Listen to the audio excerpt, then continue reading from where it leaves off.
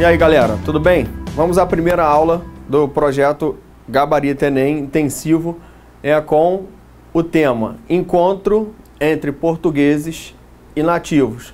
Para você que está ligado naquele processo que o Enem trabalha sempre de competências e habilidades, o tema que nós vamos abordar hoje, ele envolve a habilidade 11, do Enem, que é identificar registros de práticas de grupos sociais no tempo e no espaço. Se ligou?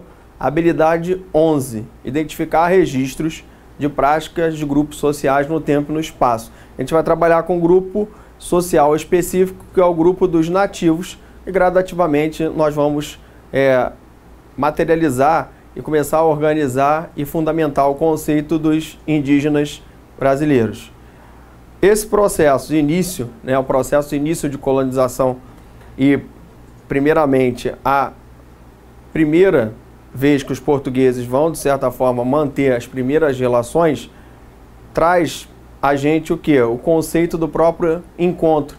A ideia do encontro inicial entre nativos e portugueses, que a gente pode trabalhar fazendo sempre o processo da relação entre história do Brasil e história geral. A gente não pode deixar em nenhum momento perder o aspecto e a noção de que existe a necessidade de eu relacionar sempre a história geral com a história do Brasil. E aí vai um pouquinho de história geral, até para a gente poder entender o que está acontecendo na Europa em relação a esse momento. Primeiro, a necessidade o quê? O Enem te cobra sempre isso, a ideia de você se localizar no tempo e dentro do próprio espaço. Então, abordando a história geral, a gente começa a falar do século XV. E a gente vai começar a falar de uma transição. A transição que é Europa moderna, Idade Média para a Europa moderna. A ideia de quê? De que a gente começa a passar por um processo de transição, e esse processo de transição ele é marcado por alguns processos peculiares desse momento histórico. A crise da Baixa Idade Média traz para nós o quê? Alguns processos elementares que nós vamos aprender ao longo do curso. Primeira coisa, a ideia da crise do feudalismo. Eu começo o processo de transição. Segunda coisa, eu tenho a expansão marítima e a formação dos estados nacionais. Terceira coisa, eu tenho o Renascimento. Quarta, eu tenho a Reforma. E quinta, eu tenho a formação do absolutismo e do mercantilismo. Então são processos que começam a acontecer ao mesmo tempo e vão caracterizar para a gente o quê? Uma nova visão de mundo até para os próprios portugueses. O mapa, aqui atrás, ele mostra a você justamente o quê? O próprio processo da expansão, uma expansão iniciada pelos portugueses e espanhóis. Os portugueses chegam ao Brasil em 1500, aqui no mapa você tem lá o local onde o Cabral vai chegar, que é a ideia de você começar a ter os primeiros contatos entre nativos e portugueses. E aí o Cabral vai continuar a viagem e vai estabelecer o quê? Vai estabelecer os primeiros contatos com as Índias, estabelecendo o quê? Uma nova rota comercial. Essa nova rota comercial estabelecida, bem no início, você não tinha o quê? Ainda não havia necessidade, não havia o interesse dos portugueses colonizarem. Então a ideia inicial é justamente você estabelecer o quê? O sistema de feitorias. Então o que os portugueses fazem? Presta atenção. Eles vão estabelecer as feitorias, Essas feitorias aqui, em solo africano, e vão, de certa forma, utilizando essas feitorias para quê? Para fazer o comércio, para realizar a própria ideia de você estabelecer uma nova rota marítima. Essas rotas marítimas vão passar a levar em consideração o quê? O Oceano Atlântico. E aí dá para perceber também no mapa que os portugueses chegam, à China e também ao Japão e a parte daqui da Indonésia. Então os portugueses vão o quê? Vão estabelecer quase o controle dessas rotas marítimas a partir do Oceano Atlântico, a partir do Oceano Índico, chegando até o Pacífico, e vão, na realidade, estruturar e organizar um novo circuito comercial. Se a gente levar em consideração, os portugueses, antes dessa expansão, né, eles só tinham contato com o quê? Com aqui, ó, com o Mediterrâneo. A ideia era justamente o quê? Sempre todo eixo de desenvolvimento comercial na Europa esteve ligado ao longo dos anos ao Mediterrâneo. Então, a noção básica é justamente você ter, né, uma desestruturação, um deslocamento de quê? Do eixo do mar Mediterrâneo para o eixo do Oceano Atlântico. A ideia é justamente uma mudança. Mas por que essa mudança ela vai acontecer? Ou por que os portugueses e espanhóis vão resolver estabelecer essas viagens a longa distância? Porque a gente já viu, né, que na realidade eu tenho o quê? Eu tenho o fechamento do próprio Mediterrâneo a partir do momento que eu tenho a invasão dos turcos no século XV. Então, a invasão dos turcos vai permitir o quê? Vai permitir que você não tenha saída ou eu não tenha outra alternativa a não ser os portugueses começarem o quê? A tentar o comércio por outra via. E aí, uma coisa que é marcante, né, agora abordando tacitamente a história do Brasil, uma coisa que é importante nesse momento é o quê? É o chamado primeiro encontro. Isso vai ser, né, bem explicado, bem materializado também na própria América Espanhola. A ideia do primeiro encontro, a ideia do outro, a ideia da própria identidade. Você vai colocar em choque duas identidades completamente diferentes. E aí, a gente vai para o segundo slide, que é um esqueminha em relação aos primeiros contatos. Para você entender melhor, até porque a gente necessita dessas informações para, na realidade, você enfrentar o próprio Enem. A ideia inicial é que existe já uma cultura europeia, essa cultura europeia plenamente organizada, né, estruturada, em cima da lógica europeia, ao longo da própria Idade Média, que os portugueses vão estabelecer essa expansão da Idade Média para a Idade Moderna. Então, existe já uma identidade dentro da Idade Média, uma identidade, a gente não pode esquecer, ligada à própria Igreja Católica, ligada à questão da religião, que vai pesar muito no primeiro contato entre portugueses e nativos, trabalhando especificamente a história do Brasil. A gente vai trabalhar em outra aula os contatos dentro da própria América Espanhola. Então, é necessário destacar que, tanto para os espanhóis como para os portugueses, eu tenho uma nuance completamente semelhante que me leva a pensar numa visão de mundo e a firmar e materializar um paradigma dentro da influência da Igreja Católica. Então, a Igreja Católica é extremamente importante para a gente entender a lógica do processo.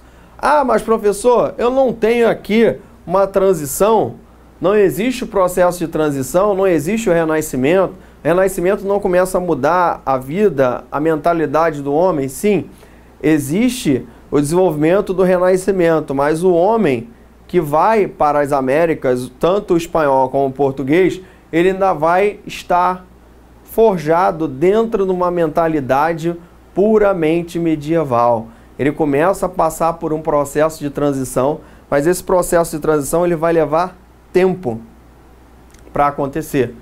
Ele começa mais ou menos na crise da Baixa Idade Média e vai durar ao longo de toda a história moderna, porque as mentalidades, que é a parte da história que demora mais, né, a se desenvolver, ela vai começar a se modificar ao longo dos 300 a 400 anos. Isso vai levar muito tempo. Para quê? Para você, de certa forma, lá na frente, no século XVIII, ter o iluminismo que vai cortar com essa dependência religiosa que existia do homem em relação a todas as coisas. Então, é necessário entender que existe, né, uma mentalidade muito fundada na Idade Média que agora começa a passar por uma transição que é a chamada história moderna. E aí, a gente pode classificar aqui, a gente pode caracterizar uma coisa legal. Essa cultura europeia, ela tem, de certa forma, uma carga muito grande, que eu já falei, de um pensamento religioso ligado à igreja, que é aquilo que a gente chamava de teocentrismo. A ideia do teocentrismo é a ideia que eu tenho Deus no centro de tudo. A ideia de Deus como o centro de todo o processo e que o homem vai estar plenamente dependente de Deus, não vai passar a questioná-lo. Claro que essa cultura europeia começa a mudar e aí você começa a valorizar, já nessa transição, o antropocentrismo, que é a ideia de quê? De um homem no centro de tudo, o homem no centro de todas as coisas. A partir dessa visão, qual vai ser a primeira ideia que o português vai ter em relação ao nativo? Nós sabemos que tanto os portugueses como os espanhóis estavam acostumados, né, a navegarem pelo Mediterrâneo e não haviam ainda encontrado nada semelhante ao nativo que existia no Brasil.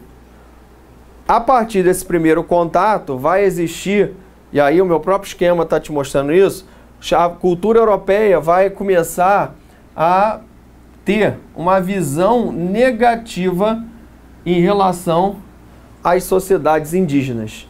Essa visão negativa, ela está ligada a um conceito extremamente importante para você no Enem, que é o conceito do etnocentrismo. Esse conceito de etnocentrismo, ele vai procurar, de certa forma, tratar o outro de maneira marginalizada. Ou seja, como é que o português ele vai ver, ele vai estabelecer aí os próprios primeiros contatos. Ah, ele vai ter um contato amistoso? Não é isso que eu estou falando. A ideia não é abordar agora o contato amistoso ou não. A ideia primordial é você ter em mente de que o português, ele vem da Europa, ele traz uma bagagem dessa cultura europeia nas costas, ele traz essa mentalidade católica e ele vai enxergar o índio ou as sociedades indígenas de maneira negativa. Ah, mas por que ele vai encarar essa cultura de maneira negativa? Porque o padrão dele é o padrão que é europeu. Então, ele vai se utilizar de um mecanismo muito sórdido, que é a utilização do conceito chamado de etnocentrismo. O que é esse conceito de etnocentrismo? É você, de certa forma, considerar a sua cultura como superior. E aí, especificamente, o europeu vai desenvolver uma coisa chamada de eurocentrismo.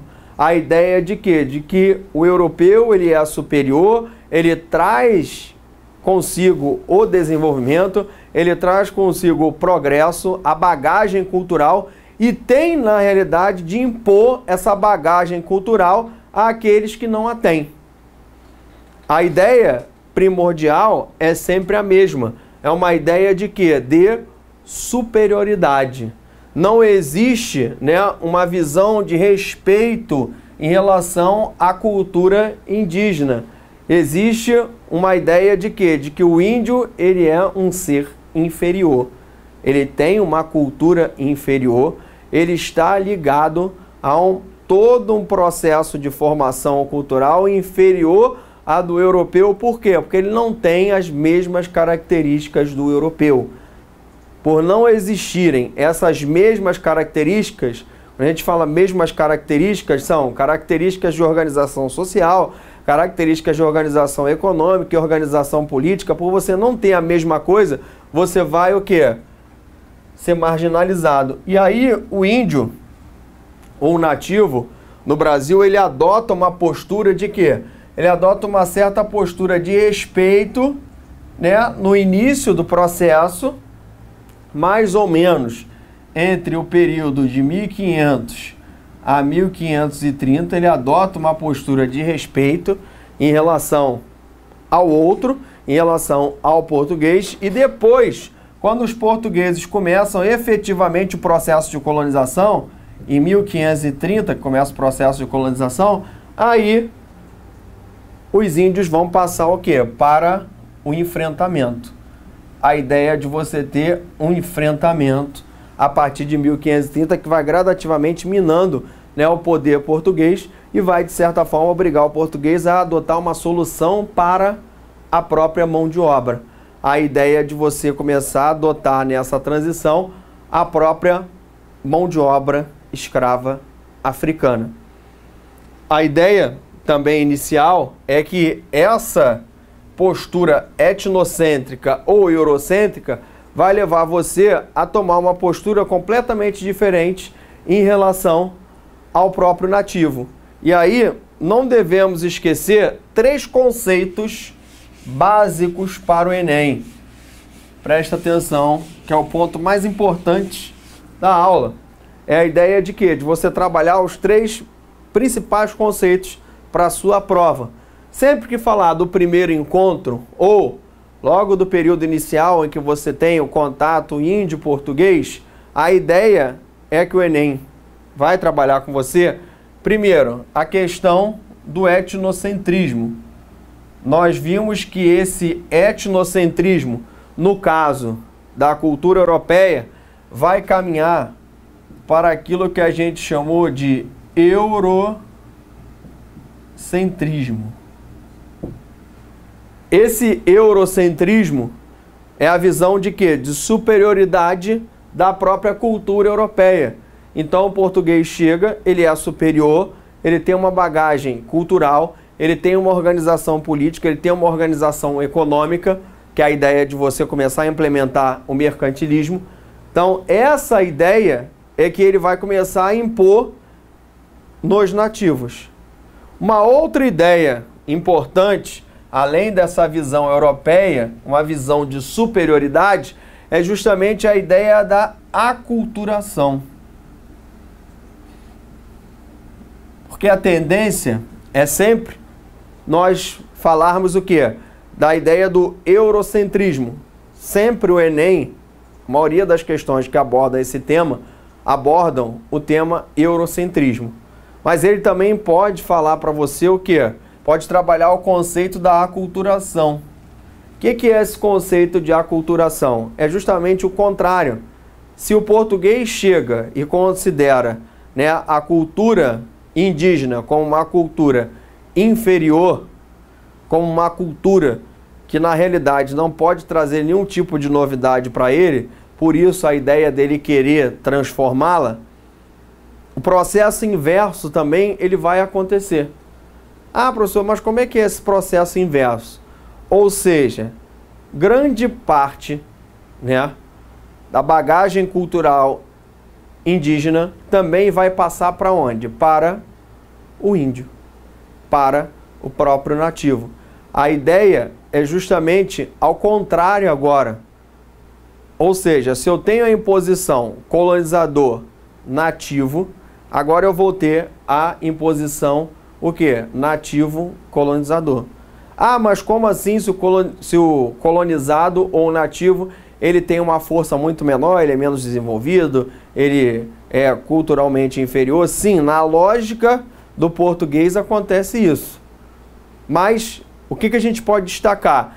Que ao longo do processo, conforme os contatos eles vão se desenvolvendo, o próprio índio ele vai passar a influenciar também o português.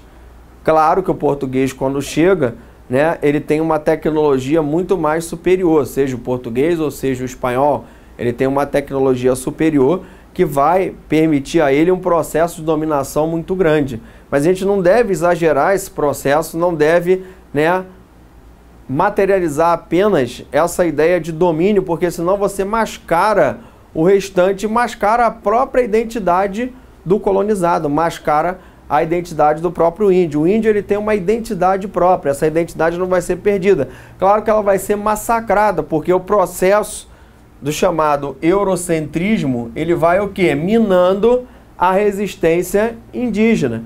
Essa resistência indígena, ela vai sendo minada a partir do momento que o europeu, ele impõe a sua bagagem cultural em cima do próprio elemento nativo. E aí, recordando agora e recapitulando, eurocentrismo, visão de superioridade do colonizador europeu em relação ao nativo. Aculturação, a ideia de que o índio também, ou o nativo, vai influenciar o colonizador.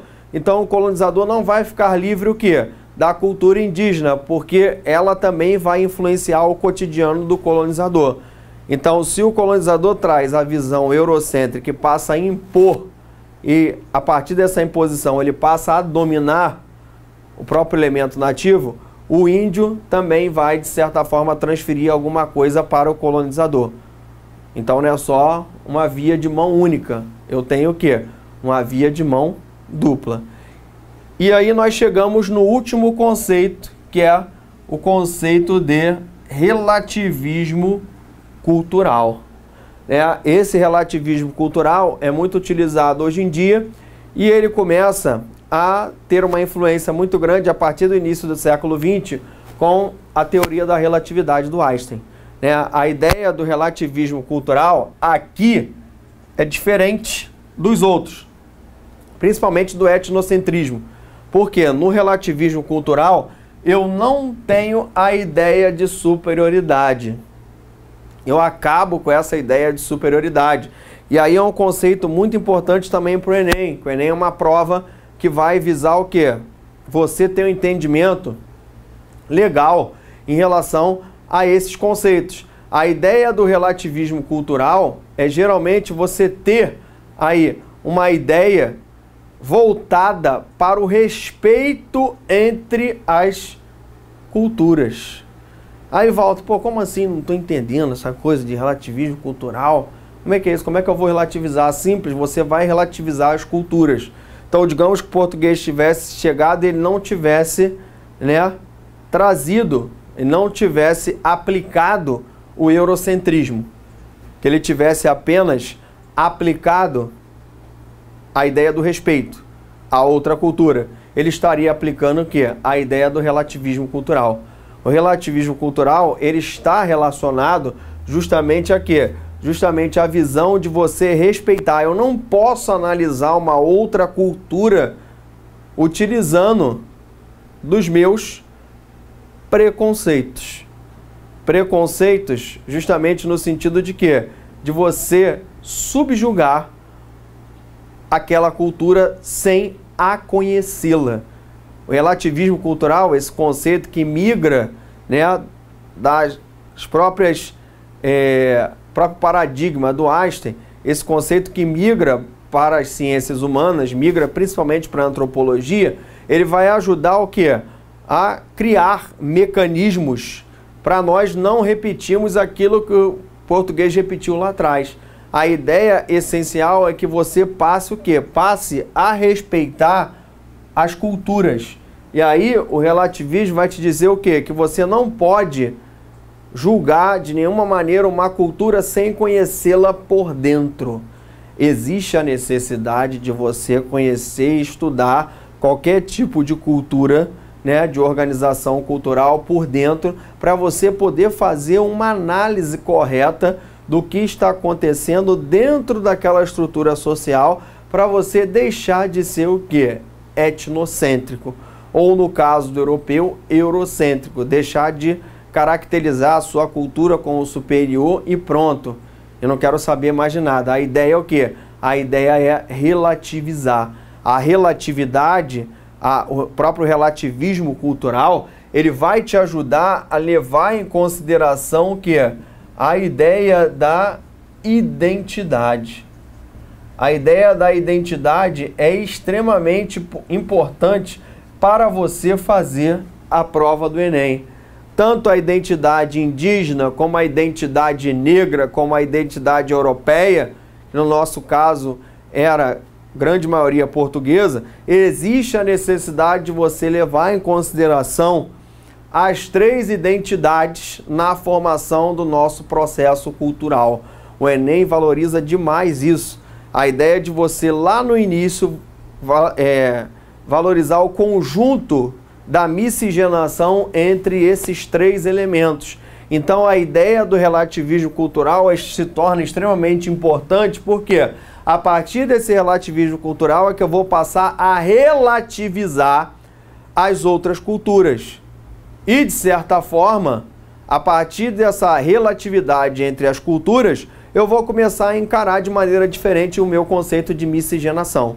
A ideia de miscigenação, ela começa a partir desse processo. E aí não posso deixar de esquecer, sempre de levar em consideração o quê? Os elementos formadores daí, que são o negro, né, o índio e o europeu. A ideia de você ter esses três elementos na formação do próprio Brasil. Formação que começa o quê? Começa logo com a chegada do Pedro Álvares Cabral e aí nós damos início ao quê? Ao chamado período pré-colonial. Existe uma ideia fenomenal que é você levar em consideração sempre os três conceitos. Ou seja, a nossa primeira aula, ela vai abarcar principalmente os três conceitos, que é a ideia de você conseguir materializar justamente na sua mente os três conceitos básicos. Aculturação, a ideia de uma transferência de cultura do nativo para o português. Etnocentrismo, a ideia de uma superioridade da minha cultura, que no caso português ele se acomoda a partir do eurocentrismo. E o relativismo cultural, que é um conceito justamente novo, que traz, de certa forma, o quê? Um respeito entre as culturas. Se aqui eu falo em superioridade, aqui no relativismo eu falo em respeito. Então, a ideia do respeito entre as culturas. A partir da definição desses três conceitos, podemos o quê? Começar a caracterizar o nosso cotidiano no Brasil, que é o cotidiano, né, dos índios ou dos nativos, pelos quais os portugueses vão estabelecer o primeiro encontro. Esse primeiro encontro, no caso da história do Brasil, e nós já vimos isso, eu já falei disso na aula de hoje, no caso da história do Brasil, esse primeiro encontro, ele é marcado, né, por uma relação amistosa. Essa relação amistosa que, de certa forma, permite que no início você tenha as relações envolvendo o quê? O corte do pau-brasil. E aí, se a gente pegar agora o mapa aqui atrás, ó, geralmente no litoral você tinha várias tribos indígenas, principalmente os Tupi-Guarani, vai ser classificado pelos próprios portugueses, né? A gente pode ver aí a própria classificação. Tupi-Guarani era uma organização social baseada principalmente no litoral. A gente pode destacar lá, ó, do litoral do Maranhão até Santa Catarina. Essas tribos tupis, elas, quando os portugueses chegam, as tribos tupis haviam migrado para o litoral, então são considerados por alguns historiadores como os senhores do litoral. E eu tenho as tribos tapuiais, que eram o quê? Nômades. Então, qual a principal diferença entre as duas principais organizações tribais? Eu tenho os tupis-guaranis semi-sedentários e eu tenho os tapuiais nômades. Professor, qual a diferença? Eu tenho aqui, ó, mais ou menos como se fossem o que a gente chama hoje de caçadores caçadores-coletores. Esses grupos caçadores-coletores, eles atuam de maneira diferente do semi-sedentário e do sedentário. Sedentário é aquele que tem o quê? Uma habitação já fixa. Essa é a organização o quê? Sedentária. A organização semi-sedentária é uma organização o quê? Que você está caminhando para a sedentarização, mas que não a tem efetivamente. Ou seja, eu estou no modo intermediário. Aqui, ó, eu tenho o nômade, estou caminhando para o sedentário. No meio, eu tenho o semi-sedentário. Esse semi-sedentário é aquele que está o quê? No processo de transição. Então, a maioria das tribos Tupi-Guarani eram tribos o quê? Que estavam passando pelo processo da semi-sedentarização. Já as tribos Tapuiás eram o quê? Caçadores-coletores. Então, o que é ser nômade ou caçador-coletor? É você não ter habitação fixa, né? Então, se eu não tenho habitação fixa no segundo grupo, eu também não vou ter o quê? Também não vou ter processo de exploração agrícola. Presta atenção nesse conceito, que ele é extremamente importante para você entender como é que um vai se dedicar a uma coisa e o outro vai se dedicar a outra. Aqueles povos que têm uma característica, aquele grupo que tem uma característica semi-sedentário, então ele já vai desenvolver um tipo de agricultura. Mesmo que essa agricultura seja rudimentar, mas ela vai começar a ser desenvolvida. E os povos nômades, né, eles não vão desenvolver nenhum tipo de estrutura ligada à agricultura. Por quê? Eles vão dar os pulos, né? Vão pulando, vão para lá, vem para cá, vão andando e vão explorando, vão andando, vão explorando. E não tem o quê? Uma habitação fixa, não tem uma estrutura de organização social extremamente ligada à questão territorial. Então, existem o quê? Duas diferenças básicas. Eu tenho aqui um grupo que começa a se sedentarizar e eu tenho um grupo nômade. Agora, essa classificação, a gente também não pode perder de vista que essa classificação foi realizada e feita pelos portugueses. Então, eu não posso perder de vista, e o Enem trabalha com você isso toda hora, tanto que hoje a nossa aula é o quê? Está ligada à habilidade 11 do Enem, que é a ideia de você identificar registros de grupos sociais no tempo e no espaço. Há de se levar em consideração que, apesar de você ter dois grupos genéricos, eu não tenho só eles. A diversidade dentro dos dois grupos é imensa, né? Eu tenho várias etnias dentro desses grupos. Eu tenho várias tribos dentro desses grupos. Mas o português, genericamente, ele vai classificar isso através de quê? Através do complexo linguístico, que é a ideia de você classificar em Tupi-Guarani e Tapuiá. A ideia do nômade e do semi-sedentário. E a partir dessa organização, eu posso agora introduzir a você justamente o que? A organização específica de cada um deles. As tribos nômades ou os tapuiás, não há necessidade da gente estudar tanto. Por quê? Porque a característica deles é uma característica diversa dentro do espaço. Eu não tenho uma organização efetivamente mais complexa nesses grupos. Esses grupos sempre adotaram uma forma de organização, né, muito diferente dos outros. O que, de certa forma, leva os portugueses também a terem uma certa dificuldade para lidar com esses povos. Os portugueses vão ter uma facilidade maior para lidarem com quem? Com os Tupi-Guarani. Voltando. A partir da caracterização dos dois grupos, né, dois grupos que nós classificamos como Tupi-Guarani e Tapuiá, a gente pode passar efetivamente a caracterizar, né, os Tupis-Guaranis. o grupo mais importante em relação à prova de vocês é justamente o quê? O grupo dos Tupis-Guaranis.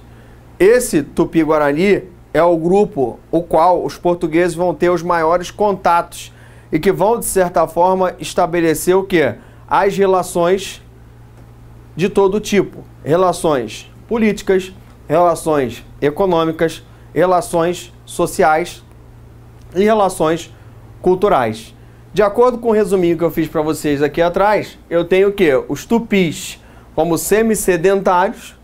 Essa característica de semi-sedentário, a gente ainda não sabe, ainda não tem uma efetiva resposta da arqueologia em relação a esse semi-sedentarismo. Nós sabemos que esses grupos, né, de 3 a 4 anos ou de 12 a 20 anos, eles se locomoviam, eles se movimentavam, daí o seu caráter semi-sedentário. A gente pode destacar como prováveis fatores, né, ou motivos desse deslocamento ou dessa mudança, a ideia do desgaste, a diminuição da própria caça, a atração de um líder.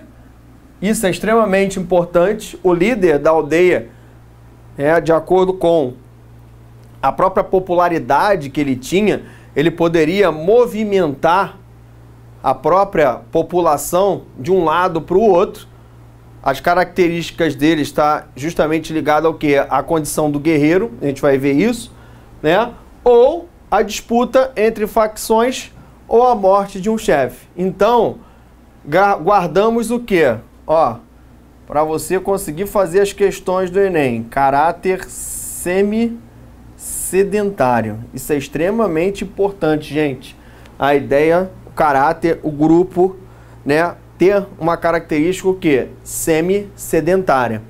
A ideia do semi-sedentário é a ideia de você fazer a contraposição com aquilo que eu te ensinei. Se eu tenho aqui o semi-sedentário, do outro lado, eu vou ter o quê? O nômade ou caçadores-coletores, certo? Então eu tenho a contraposição, caçadores-coletores e nômades. Foi? Legal? Não perdeu nada? Vamos continuar. Então, a ideia, guardamos isso. Caráter semi-sedentário, certo? Como é que eles vão estar organizados? Agora vamos trabalhar característica por característica, certo? Como é que eles vão estar organizados? Primeiro, a unidade primordial vai ser o quê? A aldeia. Essa aldeia tribal, os portugueses vão tomar contato com várias delas, né? Várias aldeias. Não podemos, de certa forma, caracterizar dentro dessa aldeia uma unidade política ou territorial mais complexa. Por quê? Porque elas não existiam. Ah, o que está querendo dizer com isso? Não existia dentro dessas aldeias uma organização política mais complexa que me permitisse, né, analisar essa estrutura política como uma estrutura política semelhante à estrutura política europeia ou semelhante à estrutura política do Império Inca ou do Império Azteca. Não tem nada a ver a estrutura política das aldeias nativas no Brasil com, por exemplo, a América Espanhola. Vamos adotar como parâmetro nosso semelhante mais próximo ou mais parecido, né? A ideia é que, na realidade, eu tenho o quê? Uma organização política aqui muito mais simples. Essa estrutura política muito mais simples não envolve o quê? Não envolve uma estrutura extremamente complexa, mas poderia existir, como era comum em cada aldeia, existia o quê? Um conselho de anciãos.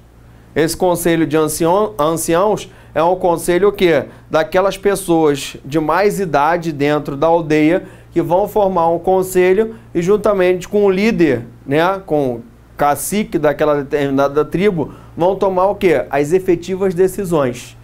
Então não tem uma estrutura complexa como o Império Inca e como o Império Azteca, mas tem uma estrutura o quê?